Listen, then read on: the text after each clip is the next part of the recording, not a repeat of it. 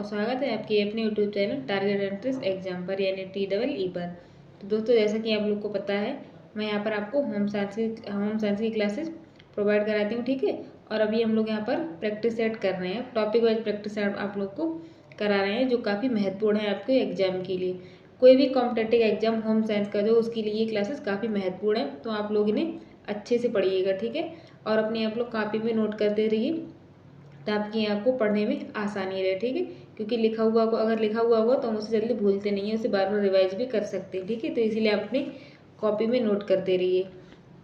और आपका एग्जाम में भी ज़्यादा टाइम नहीं है, तो इसलिए आप मेहनत करते रहिए। ज़्यादा से ज़्यादा आप लोग प्रैक्टिस सेट करिए, ठीक है।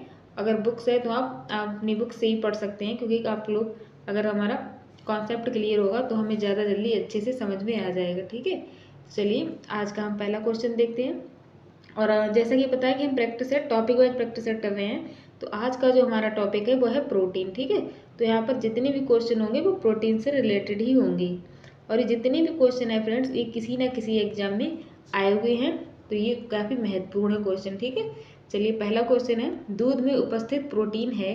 Option A lactalbumin, option B lactoglobulin, option C casein, option D ovalbumin या फिर ऑप्शन ई मायोसिन। तो यहाँ पर नीचे ये विकल्प दिए हुए हैं, इस तरह से आपको बताना है कि कौन कौन सा प्रोटीन होगा, ठीक है। चलिए तो यहाँ पर हमारा कौन सा पहला है, ABC, ACE, BCD या फिर CDE। तो यहाँ पर हमारा क्वेश्चन नंबर 1 का हमारा ऑप्शन ए सही हो जाएगा, ठीक है। कौन सा A, B और C हमारा ये सही हो जाएगा। दूध में उपस्थित प्रोटीन कौन कौन सी है, लैक्टोबुलिन, लैक्टोग्लोबुलिन और फिर केसीन, ठीक है। तो हमारे यहाँ पर ए और बी आंसर सही हो जाएगा। यहाँ पर देख लिखते हैं, दूध में क्या होता है, दूध में 2 प्रकार के प्रोटीन पाए जाते हैं, ठीक है। कौन कौन से, पहला होता है केसीन और व्हे प्रोटीन। तो जो केसीन होता है वो 80% होता है, और जो व्हे प्रोटीन होता है वो कितना 20% होता है, ठीक है। और जो व्हे प्रोटीन होता है, इसमें भी 2 प्रोटीन आते हैं, कौन से, अल्फा लैक्टोब्लूमिन और फिर बीटा लैक्टोग्लोबुलिन, ठीक है। तो इस तरह से हमारे यहाँ पर आंसर ए सही हो जाएगा, A, B और C। चलिए अगला क्वेश्चन है, क्वेश्चन नंबर 2 है, जैविक मूल्य का प्रयोग किसकी गुणवत्ता माप के लिए होता है।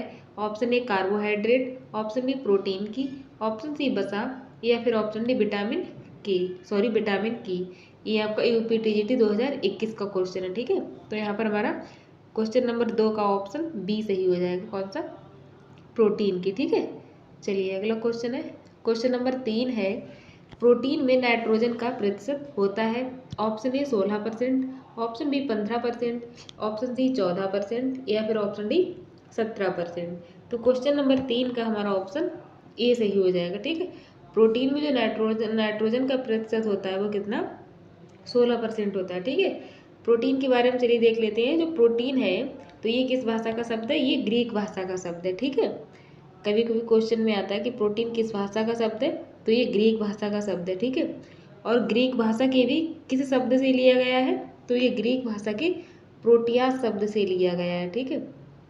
ग्रीक भाषा के प्रोटियास शब्द से लिया गया है प्रोटीन, ठीक है। और ये प्रोटीन शब्द कब किसके द्वारा लाया गया था, तो ये बर्जिलियस द्वारा लाया गया था, ठीक है। किसके द्वारा, बर्जिलियस के द्वारा लाया गया था। ये आप लोग अपनी कॉपी में नोट कर लीजिए, काफ़ी इंपॉर्टेंट है, ठीक है। ये बर्जिलियस के द्वारा लाया गया था। कब लाया गया था, तो ये 1838 में, ठीक है। कब लाया गया था, 1838 में लाया गया था, ठीक है। चलिए अगला क्वेश्चन है, क्वेश्चन नंबर 4 है, माँ के दूध में प्रोटीन का कौन सा रूप पाया जाता है। Option A lactalbumin, option B lactoglobulin, option C casein या फिर ऑप्शन डी इनमें से कोई नहीं। तो क्वेश्चन नंबर 4 का हमारा ऑप्शन डी सही हो जाएगा, इनमें से कोई नहीं। क्योंकि ये जो ऑप्शन दिए हुए हैं तो ये दूध में पाए जाने वाले प्रोटीन है, ठीक है। यहाँ पर क्या पूछा, यहाँ पे माँ के दूध में कौन सा प्रोटीन पाया जाता है वो पूछा, सॉरी, माँ के दूध में प्रोटीन कौन सा रूप पाया जाता है वो पूछा, ठीक है। तो यहाँ पर माँ के जो दूध को होता है उसे हम क्या पाया जाता है, उसमें कोलेस्ट्रम पाया जाता है, ठीक है। क्या पाया जाता है, उसमें कोलेस्ट्रम पाया जाता है। तो इसलिए हमारे यहाँ पर ऑप्शन डी से हो जाएगा, इनमें से कोई नहीं। चलिए अगला क्वेश्चन है, साइटोप्लाज्मा में उपस्थित प्रोटीन के अणुओं को कहते हैं।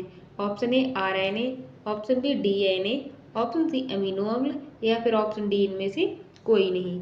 क्वेश्चन नंबर 5 का हमारा ऑप्शन सी सही हो जाएगा, क्या है, अमीनो अम्ल। ठीक है, चलिए अगला क्वेश्चन है, क्वेश्चन नंबर 6 है, हीमोग्लोबिन किस प्रकार का प्रोटीन है? ऑप्शन ए वनस्पति प्रोटीन, ऑप्शन बी साधारण प्रोटीन, ऑप्शन सी संयुक्त प्रोटीन, या फिर ऑप्शन डी व्युत्पन्न प्रोटीन। तो क्वेश्चन नंबर 6 का हमारा ऑप्शन सी सही हो जाएगा। हीमोग्लोबिन क्या है, तो ये एक संयुक्त प्रोटीन है। ठीक है, चलिए अगला क्वेश्चन है, क्वेश्चन नंबर 7 है, दूध में कौन सा प्रोटीन पाया जाता है? Option A albumin, option B casein, option C myosin, या फिर ऑप्शन डी ग्लूटेन। तो क्वेश्चन नंबर 7 का हमारा ऑप्शन बी सही हो जाएगा, दूध में केसीन प्रोटीन पाया जाता है। अगला क्वेश्चन है, फ्रेंड्स आप लोग जल्दी जल्दी क्लास को लाइक और शेयर कर दीजिए ताकि और लोग भी हमारी क्लास का लाभ ले सकें। ठीक है, क्योंकि जितने ज़्यादा लोग होंगे उतना ही पढ़ने में अच्छा लगेगा। ठीक है, चलिए जल्दी जल्दी से क्लास को लाइक और शेयर करिए। चलिए क्वेश्चन नंबर 8 है, निम्न में से कौन सा वनस्पति प्रोटीनेज है? Option A pepsin, option B trypsin, option C urease, या फिर ऑप्शन डी पेपेन। तो क्वेश्चन नंबर 8 का हमारा ऑप्शन डी सही हो जाएगा। ठीक है, कौन सा वनस्पति प्रोटीनेज है? तो ये कौन सा है, पेपेन है। ठीक है, कौन सा, पेपेन है। और ये जो पेप्सिन और ट्रिप्सिन है ये क्या है, तो ये दोनों पाचक एंजाइम है। ठीक है, ये दोनों पाचक एंजाइम है जो अमाशय में प्रोटीन को सरल अणुओं में तोड़ता है। ठीक है, और जो यूरिया से ये क्या होता है, तो ये भी एक प्रकार का एंजाइम है जिसकी मदद से यूरिया का अमोनिया में अपघटन होता है। ठीक है, तो ये आपको याद रखना है। ठीक, चलिए अगला क्वेश्चन है, क्वेश्चन नंबर 9 है, निम्न में से कौन सी भोज्य प्रोटीन संदर्भ प्रोटीन मानी जाती है? ऑप्शन ए दूध, ऑप्शन बी अंडा, ऑप्शन सी मटन, या फिर ऑप्शन डी दाल। क्वेश्चन नंबर 9 का हमारा ऑप्शन यहाँ पर बी सही हो जाएगा। ठीक है, अंडा। चलिए अगला क्वेश्चन है, क्वेश्चन नंबर 10 है, सोयाबीन में प्रोटीन की प्रतिशतता है ग्राम में बतानी है। ठीक है, ऑप्शन ए 10 से 15, ऑप्शन बी 20 से 25, ऑप्शन सी 30 से 35, या फिर ऑप्शन डी 40 से 45। तो क्वेश्चन नंबर 10 का हमारा ऑप्शन डी सही हो जाएगा।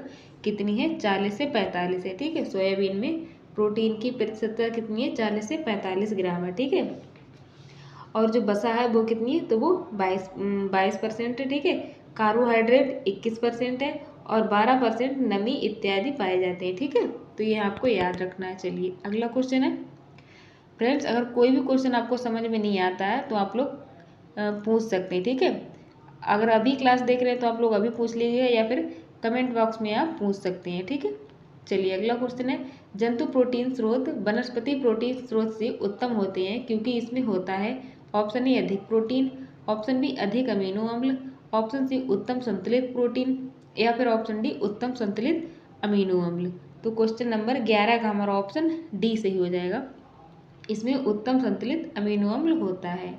चलिए अगला क्वेश्चन है, क्वेश्चन नंबर 12 है, इलेक्ट्रोफोरेसिस प्रयोगशाला में आकार के आधार पर बड़े अणुओं को अलग करने में प्रयुक्त होता है। यही तकनीक एक ऋण आवेश अनुप्रयुक्त करती है जिससे प्रोटीन धन आवेश की ओर जाते हैं। ये कथन सत्य है, असत्य है, असंबंधित है, या फिर असंगत है? तो क्वेश्चन नंबर 12 का ऑप्शन बी सही हो जाएगा, ये क्या है, असत्य है। ठीक है, चलिए अगला क्वेश्चन है, क्वेश्चन नंबर 13 है, मानव शरीर में प्रोटीन के प्रकार निम्नलिखित हैं। ऑप्शन ए ऊतकों की वृद्धि एवं रखरखाव, ऑप्शन बी वांछनीय बैक्टीरिया की वर्धक वृद्धि, ऑप्शन सी पृथक कार्य के रूप में कार्य, ऑप्शन डी समुचित पीएच का रखरखाव, या फिर ऑप्शन डी ऑप्शन ई है पोषक तत्व का संवहन।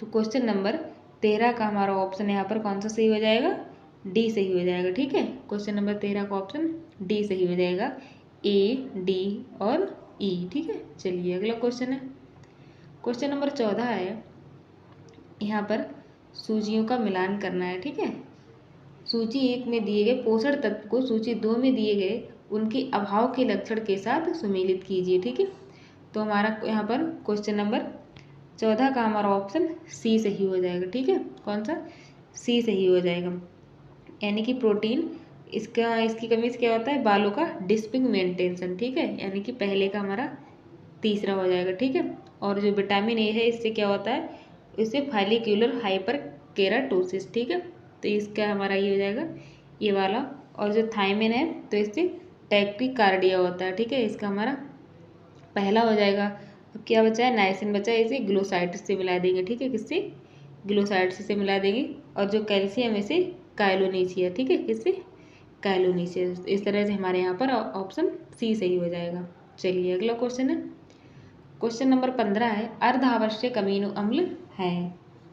Option A arginine, option B leucine, option C alanine या फिर ऑप्शन डी बेलिन।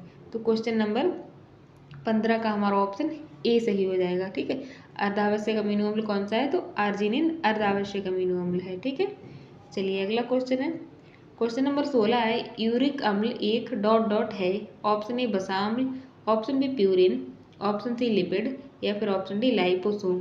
क्वेश्चन नंबर 16 का ऑप्शन बी सही हो जाएगा। ठीक है, कौन सा, प्यूरिन है।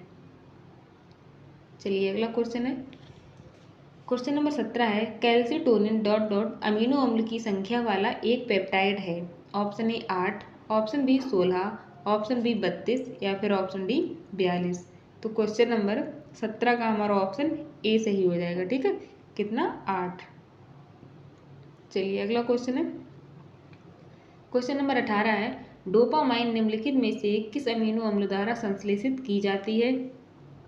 Option A methionine, option B histidine, option C tyrosine या फिर ऑप्शन डी ट्रिप्टोफैन। तो क्वेश्चन नंबर 18 का ऑप्शन ए सही हो जाएगा। ठीक है, किसके द्वारा संश्लेषित की जाती है, तो ये मिथियोनाइन अम्ल द्वारा संश्लेषित की जाती है। चलिए अगला क्वेश्चन है, गर्भावस्था के दौरान संश्लेषित कुल प्रोटीन है। Option A 900 gram, option B 700 gram, option C 1200 gram या फिर option D 1500 gram. Question number 19 का हमारा ऑप्शन बी सही हो जाएगा। कितनी है, 700 ग्राम है। ठीक है, चलिए अगला क्वेश्चन है, क्वेश्चन नंबर 20 है, प्रोलाइन यह एक अनावश्यक अमीनो अम्ल है। ऑप्शन ए असंगत, ऑप्शन बी असंबंधित, ऑप्शन सी गलत है या फिर ऑप्शन डी सही है। क्वेश्चन नंबर 20 का हमारा ऑप्शन यहाँ पर डी सही हो जाएगा। ये क्या है, हमारा सही है। चलिए अगला क्वेश्चन है, क्वेश्चन नंबर 21 है, न्यूक्लियक अम्ल न्यूक्लियोटाइड के डॉट डॉट हैं। ऑप्शन ए अंतरूपी, ऑप्शन बी बाह्यरूपी, ऑप्शन सी बहुलक या फिर ऑप्शन डी इनमें से कोई नहीं। तो क्वेश्चन नंबर 21 का हमारा ऑप्शन सी सही हो जाएगा। न्यूक्लियक अम्ल न्यूक्लियोटाइड के बहुलक है। ठीक है, चलिए अगला क्वेश्चन है, ये अभिकथन और कारण वाला क्वेश्चन है। ठीक है, तो अभिकथन क्या है, एक क्वासियोरकर बालक में निचले अंगों में सूजन हो जाता है। कारण क्या है, वृक्क सोडियम को बाहर निकालने में असमर्थ रहती है, अतः जल पुनः संकलित होता जाता है। ऑप्शन ए असत्य है परंतु आर सत्य है।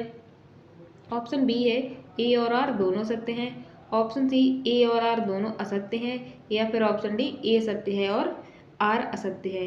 तो क्वेश्चन नंबर 22 का हमारा ऑप्शन ए सही हो जाएगा। कौन सा, ए सही हो जाएगा। ए असत्य है परंतु आर सत्य है। ठीक है, चलिए अगला क्वेश्चन है, क्वेश्चन नंबर 23 है, यहाँ पर रोग और लक्षण दिए हैं, उनको पोषण के साथ मिलान करना है। ठीक है, चलिए देख लेते हैं। रोग क्या है, पहलाग्रा, बेरी बेरी, कोयलोनेकिया और जीरोपिथैलेमिया। ठीक है, इधर ये दिए हैं लोहा, नाइसिन, एस्कॉर्बिक अम्ल, रेटिना संबंधी और थाइमिन। तो क्वेश्चन नंबर 23 का हमारा ऑप्शन सी सही हो जाएगा। ठीक है, कौन सा, सी सही हो जाएगा। पहलाग्रा किसकी कमी से होता है, तो ये नियासिन की कमी से होता है। ठीक है, और जो बेरी बेरी है वो थायमिन की कमी से होता है, ये इधर आ जाएगा। ठीक है, और जो कोयलोनेकिया है वो किसकी कमी से होता है, ये लोहा की कमी से होता है। ठीक है, और जो जीरोपिथैलेमिया है ये रेटिना संबंधी है। ठीक है, तो इसे इससे मिला देंगे, तो यहाँ पर हमारा ऑप्शन सी सही हो जाएगा। चलिए अगला क्वेश्चन है, क्वेश्चन नंबर 24 है, जलडाले विधि द्वारा प्रोटीनों के निर्धारण के लिए सही क्रम है। पहला है नमूनों को सुखाना और तौलना, दूसरा आसवन, तीसरा है H2SO4 के साथ पाचन और फिर चौथा है टाइट्रेशन। क्वेश्चन नंबर 24 का ऑप्शन ए सही हो जाएगा। ठीक है, कौन सा, ए सही हो जाएगा। चलिए अगला क्वेश्चन है, क्वेश्चन नंबर 25 है, लेक्टिन्स कार्बोहाइड्रेट बाइंडिंग प्रोटीन्स हैं। लेक्टिन्स कार्बोहाइड्रेट बाइंडिंग प्रोटीन्स हैं। ऑप्शन ए सही है, ऑप्शन बी गलत है, ऑप्शन सी असंगत या फिर ऑप्शन डी संबंधित नहीं। तो क्वेश्चन नंबर 25 का हमारा ऑप्शन ए सही हो जाएगा। ये क्या है, सही है। ठीक है, चलिए अगला क्वेश्चन है, वृद्धि का अभाव, चिड़चिड़ापन, त्वचा परिवर्तन और बालों में परिवर्तन, ये सारे इसके लक्षण हैं। ऑप्शन ए पीईएम की कमी, option B fluorosis, option C kwashiorkor या फिर ऑप्शन डी सूखा रोग। तो क्वेश्चन नंबर 26 का ऑप्शन यहाँ पर सी सही हो जाएगा। ठीक है, कौन सा? सी सही हो जाएगा। ये किसके पर लक्षण है? तो ये क्वासियोरकर के लक्षण है। ठीक है, किसकी? ये क्वासियोरकर के लक्षण है। और ये क्वासियोरकर क्या है? तो ये प्रोटीन की कमी से होने वाला रोग है। ठीक है, ये किसकी कमी से होता है? ये प्रोटीन की कमी से होता है और 1 से 3 साल के बच्चों में अधिकतर देखा जाता है। ठीक है, कितने? 1 से 3 साल के बच्चों में अधिकतर देखा जाता है क्वासियोरकर। चलिए अगला क्वेश्चन है, प्रोटीन मुख्यतः इनमें से किस रूप में अवशोषित किए जाते हैं? Option A dipeptide, option B tripeptide, option C amino acids या फिर ऑप्शन डी पॉलीपेप्टाइड। तो क्वेश्चन नंबर 27 का ऑप्शन सी सही हो जाएगा। ठीक है, कौन सा? सी सही हो जाएगा, अमीनो एसिड्स। चलिए अगला क्वेश्चन है, क्वेश्चन नंबर 28 है, सड़ी हुई और अमोनिया जैसी गंध उत्पन्न करने के लिए बैक्टीरिया द्वारा भोजन का कौन सा घटक पचाया जाता है? Option A proteins, option B lipids, option C starch या फिर option D vitamin. Question number 28 का हमारा ऑप्शन ए सही हो जाएगा। वो क्या है? प्रोटीन्स है। ठीक है, चलिए अगला क्वेश्चन है, क्वेश्चन नंबर 29 है।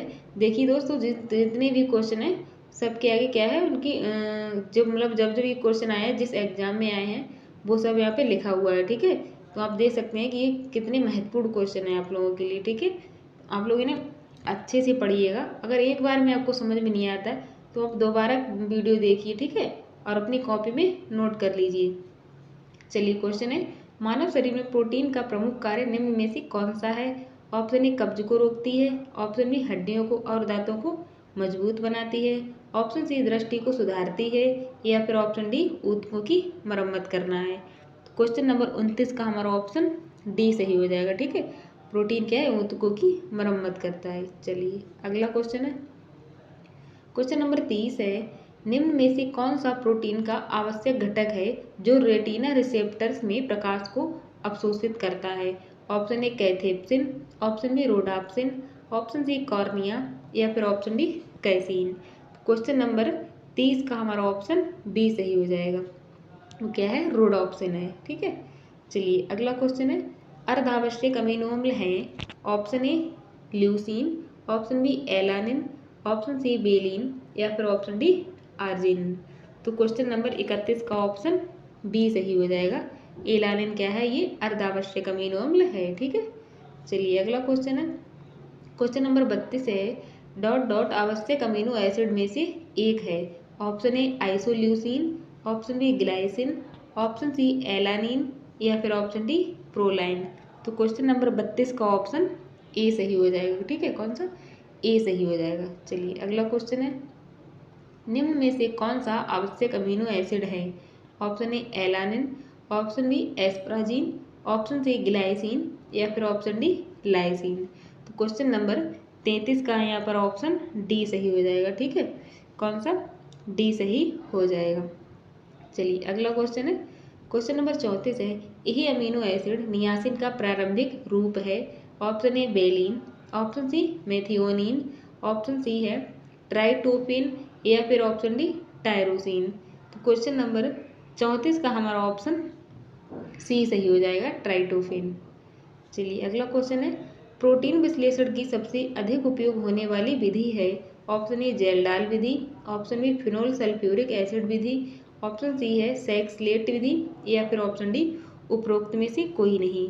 क्वेश्चन नंबर 35 का हमारा ऑप्शन ए सही हो जाएगा। वो क्या है? जेलडाल विधि है। ठीक है, अगला क्वेश्चन है, निम्न में से अपूर्ण प्रोटीन कौन सा है? ऑप्शन ए चावल की protein, option B gelatin, option C दाल प्रोटीन या फिर ऑप्शन डी अंडा प्रोटीन। तो क्वेश्चन नंबर 36 का हमारा ऑप्शन बी सही हो जाएगा। अपूर्ण प्रोटीन कौन सा है? तो जेलेटिन जो है ये अपूर्ण प्रोटीन है। ठीक है, चलिए अगला क्वेश्चन है,